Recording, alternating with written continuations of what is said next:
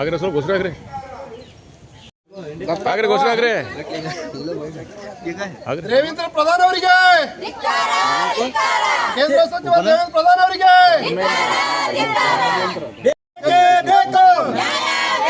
ಎಲ್ಲಿವರೆಗೆ ಹೋರಾಟ ಎಲ್ಲಿವರೆಗೆ ಹೋರಾಟ ಬೇಕೇ ಬೇಕು ಕೇಂದ್ರ ಸರ್ಕಾರ ಬಿಜೆಪಿ ಸರ್ಕಾರಕ್ಕೆ ಕೇಂದ್ರ ಬಿಜೆಪಿ ಸರ್ಕಾರಕ್ಕೆ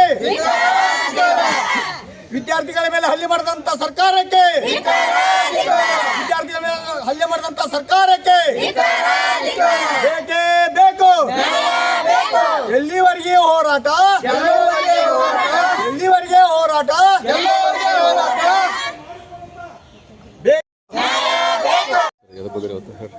ಇವತ್ತಿನ ದಿವಸ ದಲಿತ ಸಂಘರ್ಷ ಸಮಿತಿ ಭೀಮಮಾರ್ಗದ ವತಿಯಿಂದ ವಿಜಯಪುರ ಜಿಲ್ಲೆ ಮನವಿ ಏನಪ್ಪ ಅಂದ್ರೆ ಕೇಂದ್ರ ಸರ್ಕಾರ ನೀಟ್ ಪರೀಕ್ಷೆ ಪತ್ರಿಕೆಗಳನ್ನು ಲೀಕ್ ಮಾಡಿ ಜಂತರ್ ಮಂತರದಲ್ಲಿ ಹೋರಾಟ ಮಾಡ್ತಂಥ ಅದರ ವಿರುದ್ಧವಾಗಿ ಹೋರಾಟ ಮಾಡ್ತಂಥ ವಿದ್ಯಾರ್ಥಿಗಳ ಮೇಲೆ ಹಲ್ಲೆಯನ್ನು ಖಂಡಿಸಿ ಮತ್ತು ಧರ್ಮೇಂದ್ರ ಪ್ರಧಾನ್ ಅವರ ಶಿಕ್ಷಣ ಸಚಿವರು ರಾಜೀನಾಮೆಯನ್ನು ಕೊಡಬೇಕಂತೇಳಿ ಮತ್ತು ಶಿಕ್ಷಣ ಸಚಿವರಾದಂಥ ಧರ್ಮೇಂದ್ರವನ್ನು ಆದಷ್ಟು ಬೇಗ ರಾಜೀನಾಮೆ ತಗೋಬೇಕು.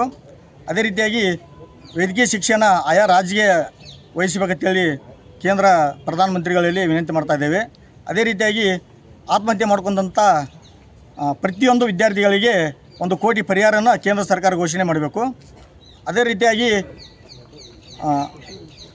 ಅಂತರ್ಮಂತರದಲ್ಲಿ ಹೋರಾಟ ಮಾಡ್ತಾದಂಥ ಎಲ್ಲ ಶಸ್ತ್ರಚಿಕಿತ್ಸಾ ಮತ್ತು ಸಿಬ್ಬಂದಿ ವರ್ಗದವರು ಆದಷ್ಟು ಬೇಗ ಅವರನ್ನು ಕರ್ತವ್ಯದಿಂದ ವಜಾಗೊಳಿಸಬೇಕಂತೇಳಿ ಕೇಂದ್ರ ಸರ್ಕಾರದಲ್ಲಿ ಒತ್ತಾಯ ಮಾಡ್ತಾಯಿದ್ದೇವೆ. ಇವತ್ತು ನಮ್ಮ ದಲಿತ ಸಂಘರ್ಷ ಸಮಿತಿ ಭೀಮಮಾರ್ಗದಿಂದ ವಿಜಯಪುರ ಜಿಲ್ಲಾಧಿಕಾರಿ ಮುಖಾಂತರ ರಾಷ್ಟ್ರಪತಿಗಳಿಗೆ ಮನವಿ ಸಲ್ಲಿಸ್ತಾ ಇದ್ದೇವೆ.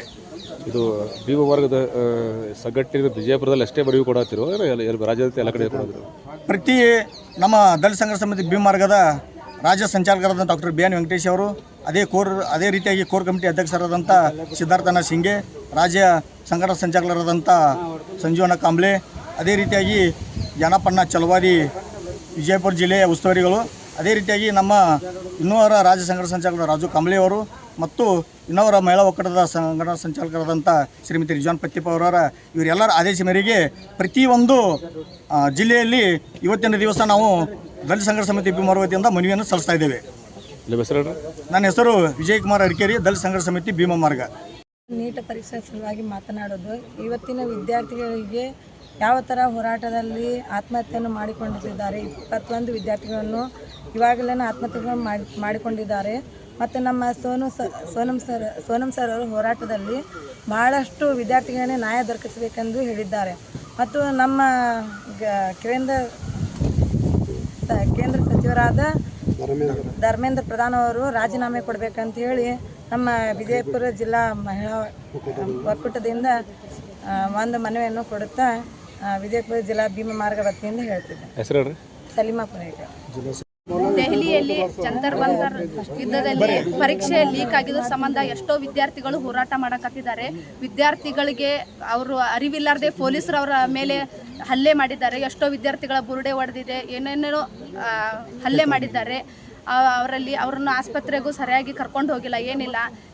BJP ಸರ್ಕಾರ ಏನು ಮಾಡಕತ್ತೈತೆ ಅಂತ ನಾವು ಕೇಳ್ತೀವಿ ರೀ ಸರ್. ಯಾಕಂದ್ರೆ ಕ್ವಶನ್ ಪೇಪರ್ ಈಗ ಎಷ್ಟೋ ಮಕ್ಕಳು ಕಷ್ಟಪಟ್ಟು ಓದಿರ್ತಾರೆ ರೀ. ಕ್ವಶನ್ ಪೇಪರ್ ಲೀಕ್ ಆತಂದ್ರೆ ಅವ್ರಿಗೆ ಅನ್ಯಾಯ ಆಕೈತೆ ರೀ. ಅನ್ಯಾಯದ ಸಂಬಂಧ ಎಲ್ಲರೂ ಹೋರಾಡಕತ್ತೀವಿ ರೀ ಸರ್. ಅದಕ್ಕಾಗಿ ನ್ಯಾಯ ಬೇಕಂತಂದು ನಾ ಕೇಳ್ಕೊತೀನಿ ರೀ ಸರ್. ಹೆಸರು ಮೀನಾಕ್ಷಿ ಚಲವಾದಿ, ವಿಜಯಪುರ ಜಿಲ್ಲಾ ಸಂಚಾಲಕಿ. ಘಟನೆಯನ್ನು ಖಂಡಿಸಿ ಇವತ್ತಿನ ದಿವಸ DC ಆಫೀಸ್ನಲ್ಲಿ ಮನವಿ ಕೊಡ್ತಾ ಇದೆ. ಧರ್ಮೇಂದ್ರ ಪ್ರಧಾನ್ ಅವರ ಇವತ್ತಿನ ದಿವಸ ದೇಶದಲ್ಲಿ ಶಿಕ್ಷಣ ಸಚಿವರಾಗಿರುತ್ತಾರೆ. ಅವರ ನೇತೃತ್ವದಲ್ಲಿ ನಡೆದಂಥ ನೀಟ್ ಎಕ್ಸಾಮ್ ನಡೀತಾ ಇದೆ. ಆ ನೀಟ್ ಎಕ್ಸಾಮ್ನಲ್ಲಿ ಪ್ರಶ್ನೆ ಪತ್ರಿಕೆಯನ್ನು ಸೋರಿದೆ. ಅದಕ್ಕೋಸ್ಕರ ಓದುವಂಥ ವಿದ್ಯಾರ್ಥಿಗಳಿಗೆ ತುಂಬ ಅನ್ಯಾಯ ಆಗ್ತಾಯಿದೆ. ಇದನ್ನು ಖಂಡಿಸಿ ಇವತ್ತು ನಾವು DC ಅವರಿಗೆ ಮನವಿ ಕೊಡಕ್ಕೆ ಬಂದಿದ್ದೀವಿ. ಯಾಕಂದರೆ ಬಡ ವಿದ್ಯಾರ್ಥಿಗಳು, ಶ್ರೀಮಂತ ವಿದ್ಯಾರ್ಥಿಗಳು, ಪೊಲೀಸರ ಮಕ್ಕಳು, DC ಮಕ್ಕಳು, ಎಲ್ಲರ ಮಕ್ಕಳು ನೀಟ್ ಎಕ್ಸಾಮ್ ಬರೆದಿದ್ದಾರೆ. ಎಲ್ಲರ ಕನಸು ಏನಾಗಿದೆ, ನನ್ನ ಮಕ್ಕಳು DC ಆಗಲಿ, AC ಆಗಲಿ, ಡಾಕ್ಟರ್ ಅಲ್ಲತಿ ಆಸೆ ಇದೆ. ಮತ್ತು ನಿಜವಾದ ಓದಂಥ ಮಕ್ಕಳಿಗೆ ಯಾವುದೇ ರೀತಿಯಿಂದ ನೀಟ್ ಎಕ್ಸಾಮ್ನಲ್ಲಿ ಪಾಸಾಗಿಲ್ಲ. ಇವರು ಹಣ ಕೊಟ್ಟು 10 ಲಕ್ಷ 20 ಲಕ್ಷ ಕೊಟ್ಟು ಅವರು ಏನು ಮಾಡ್ತಾ ಇದ್ದಾರೆ, ಕ್ವಶನ್ ಪೇಪರ್ ಅಲಾಟ್ ಮಾಡಿ ಓದಂಥ ವಿದ್ಯಾರ್ಥಿಗಳಿಗೆ ಫೇಲ್ ಆಗೋದು, ಓದಲಾರ ವಿದ್ಯಾರ್ಥಿಗಳು ಪಾಸ್ ಆಗೋದು, ರೊಕ್ಕಕ್ಕಾಗಿ ಮಾರ್ಕೋತಾ ಇದ್ದಾರೆ. ಅದಕ್ಕೆ ತುಂಬ ಅನ್ಯಾಯ ಆಗಿದೆ. ಅದಕ್ಕೋಸ್ಕರ ಅವರು ಜಂತರ್ ಮಂತರಲ್ಲಿ ಹೋರಾಟ ಮಾಡಿದಂಥ ವಿದ್ಯಾರ್ಥಿಗಳಿಗೆ ಹೊಡೆಯೋದು, ಬಡಿಯೋದು, ಅವರ ಮೇಲೆ ಹಮಲೆ ಮಾಡೋದು, ಗುಂಡಾವರ್ತನೆ ಮಾಡೋದು ಮಾಡ್ತಾ ಇದ್ದಾರೆ. ಅದು ತುಂಬ ಅನ್ಯಾಯ ಆಗಿದೆ. ಯಾಕಪ್ಪ ಅಂದರೆ ಒಂದು ನೆಟ್ ಎಕ್ಸಾಮ್ ಬರಿಬೇಕಾದ್ರೆ 2 ವರ್ಷ 3 ವರ್ಷ ಕಠಿಣ ಪರಿಶ್ರಮದಿಂದ ಓದಬೇಕು. ಅವರಿಗೆ ಮಾತ್ರ ಸಿಗಬೇಕು. ಅದನ್ನೆಲ್ಲ ಬಿಟ್ಟು ಒಂದು 4 ದಿವಸ ಓದಿ ಹಣ ಇದ್ದವನು, ಪ್ರಬಲ ವ್ಯಕ್ತಿಗಳು ಹಣವಿದ್ದವನು ತೊಗೊಂಡು 10 ಲಕ್ಷಕ್ಕೆ 20 ಲಕ್ಷಕ್ಕೆ ಕ್ವಶನ್ ಪೇಪರ್ ತೊಗೊಂಡು ಬರೆದು ಅವ್ರು ಪಾಸ್ ಆದರೆ ನಾಳೆ ಡಾಕ್ಟರ್ ಹುದ್ದೆ ಹ್ಯಾಂಗಾರ ನಿಭಾಯಿಸ್ತಿರ್ಬೇಕು. ಅವ್ರಿಗೆ ಜವಾಬ್ದಾರಿ ಅನ್ನೋದು ಏನು ಗೊತ್ತಿರುತ್ತೆ? ದೊಡ್ಡ ಇದ್ದಂಥ ವಿದ್ಯಾರ್ಥಿಗಳೆಲ್ಲ ಡಾಕ್ಟರ್ ಆಗ್ತಾರೆ, ಹುಷಾರಿದ್ದ ವಿದ್ಯಾರ್ಥಿಗಳೆಲ್ಲ ಕೂಲಿನಲ್ಲಿ ಮಾಡ್ಕೊಂಡು ಬದುಕೋ ಪರಿಸ್ಥಿತಿ ಬರ್ತದೆ. ಅದಕ್ಕೋಸ್ಕರ ಇದು ತುಂಬ ಅನ್ಯಾಯ ಆಗಿದೆ. ಇವರು ನರೇಂದ್ರ ಮೋದಿಯವರು ನಮ್ಮ ದೇಶದ ಪ್ರಧಾನಿಯಾಗಿ ಇದರ ಬಗ್ಗೆ ಕ್ರಮ ತಗೋಬೇಕು. ಇದಕ್ಕೋಸ್ಕರ ಒಂದು ಕಾನೂನು ರಚನೆ ಮಾಡಬೇಕು.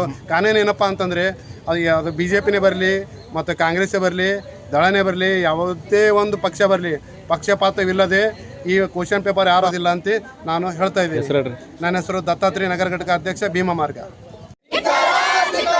ಬೇಕೇ ಬೇಕು.